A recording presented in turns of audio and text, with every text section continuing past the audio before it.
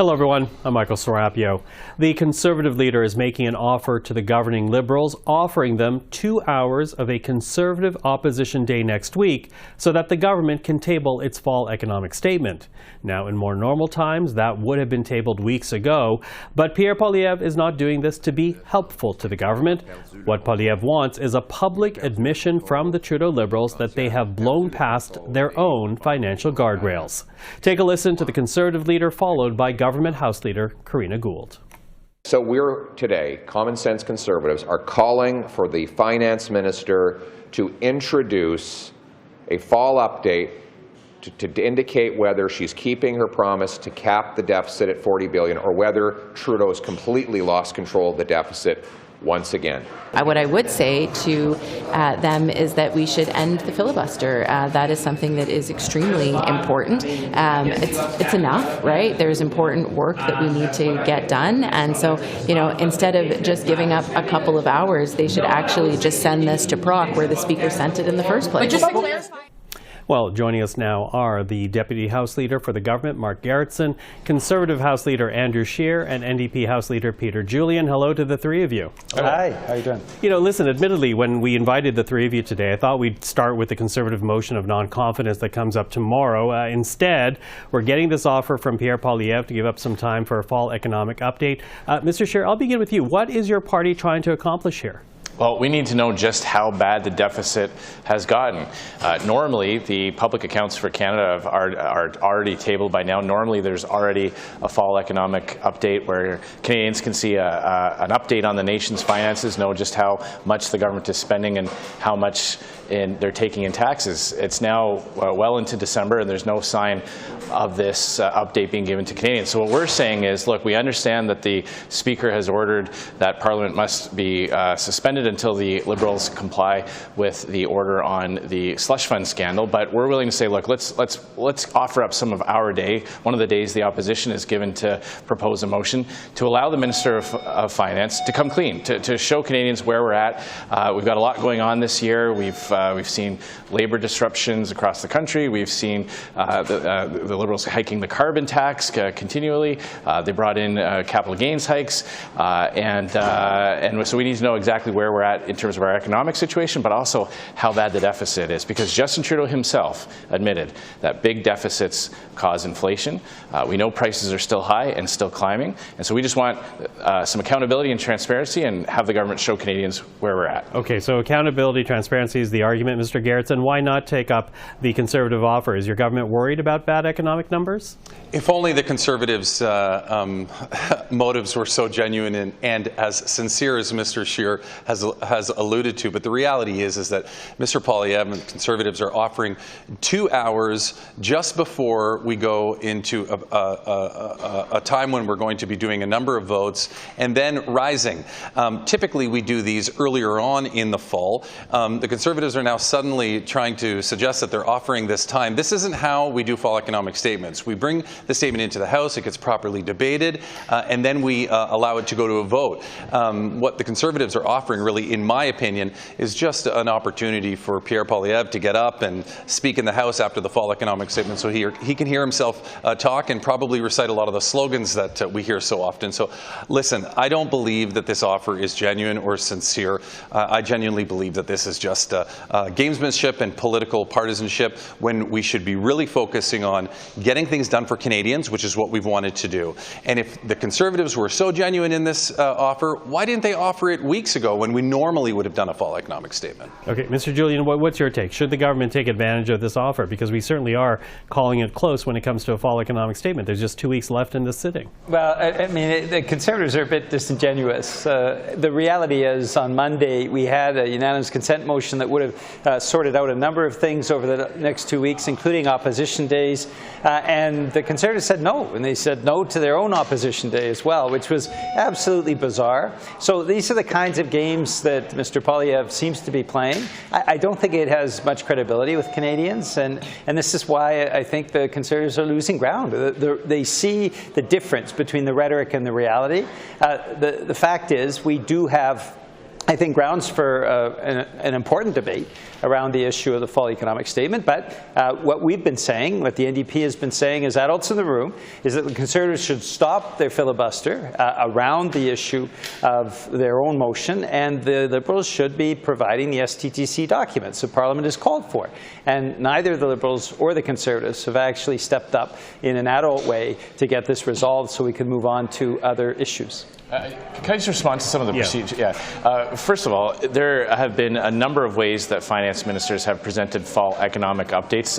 Mr. Gerretsen might have been referring to the budget debate, which does normally take a few days, but fall economic updates can be done almost any way, almost any day. They have chosen not to do it on a given day when ministers are allowed to give a statement.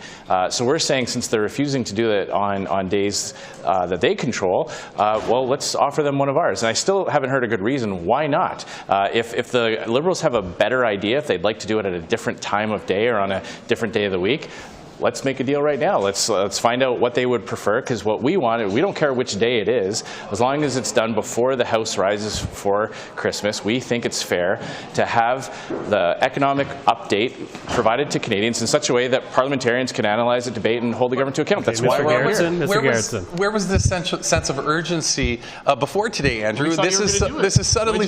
You thought we were going to do it. You guys have been holding up the Parliament hostage for the last two and a half months. To Mr. Julian, but why not take up the offer, though? You might be taking a point as to the delay of these past weeks, Mr. Gerretsen, but here there is an opportunity to put down a fall economic statement. Why not jump on it? Because we won't have the opportunity to debate it, because as soon as the 2-hour time period that Mr. Poilievre has apparently so graciously offered out of his own time expires, we go right back to the filibustering that they had done before.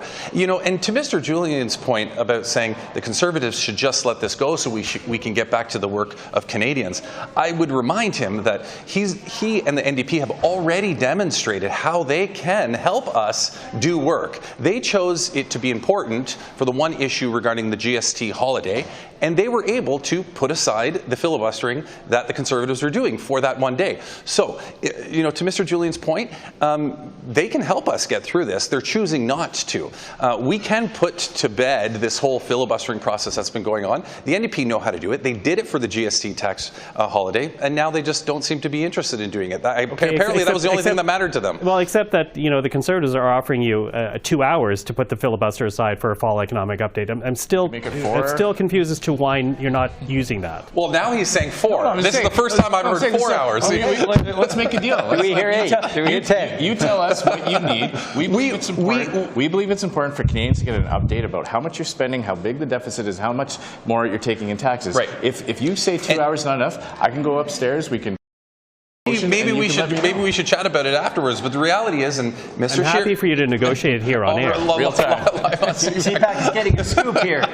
But I will just say, you know, to Mr. Scheer's point, and to what he said previously, there are many different ways that a fall economic statement can be introduced. It can be done in the House. It can be done in various different ways. And so the government is not going to put itself in a position where we are beholden to the exact demands and the very strict time frame that is given to us by Conservatives because of the games that they've been playing in the House of Commons for the last 3 months. We, you know, when we deliver a fall economic statement, we want Canadians to have the opportunity to reflect on it, and we want members of Parliament to be able to speak to it. So maybe it's time to stop. I'm sorry, Mr. Gerretsen. Is it a sense of suspicion then that prevents you from putting down a fall economic statement? Of course not. And as I said, the minister will do that at the appropriate time that she determines is in the best interest to do that. But what we want is to make sure that when we do it, there's an opportunity to debate the issue. A strict 2-hour time period, it does not give us an opportunity to discuss it. We've had now over 220 Conservatives speak to a filibuster that they've been going on since the end of September. If they could just put that aside and let us debate something like the fall economic statement that actually really does matter, then we'd be in business. And I just don't see us there. I see this as Mr. Poilievre and the Conservatives offering, something in a disingenuous fashion for political interests and political reasons. Okay, let me jump in. And because I apologize to Mr. Scheer, Mr. Gerretsen, but we only have a minute left. So, Mr. Julian, it is yours to clean this up. Thank you very much. I appreciate this. And this is the reality. As parliamentarians, we have the right by unanimous consent to do anything, create a space for a fall economic update. We had the ban on conversion therapy passed in 3 stages right after the last election, and Aaron O'Toole was deposed as leader of the Conservative Party as a result. Since Mr. Poilievre has come in, there has been no grounds for actually getting Parliament in place, and the NDP has had to intervene numerous times to get Parliament moving and to get things for people like dental care, like pharmacare, like the anti-scab legislation, like affordable housing, like the GST relief on essentials. We believe it should be permanent. And it should cover home heating, and it should cover telecom, and the Liberals want to make it strictly limited to children's essentials, and have that brief Christmas period proposed by the Conservatives originally to have that GST relief. The NDP takes a different approach, and Jagmeet Singh takes a different approach. And what I would implore the other parties to do is to work with us so that we can actually get things done for Canadians. Okay, well, that is the time. Of course, the offer was made today. We'll see where it goes tomorrow. Mark Gerretsen, Andrew Scheer, Peter Julian, thank you for the time. Thank you. Thanks very much.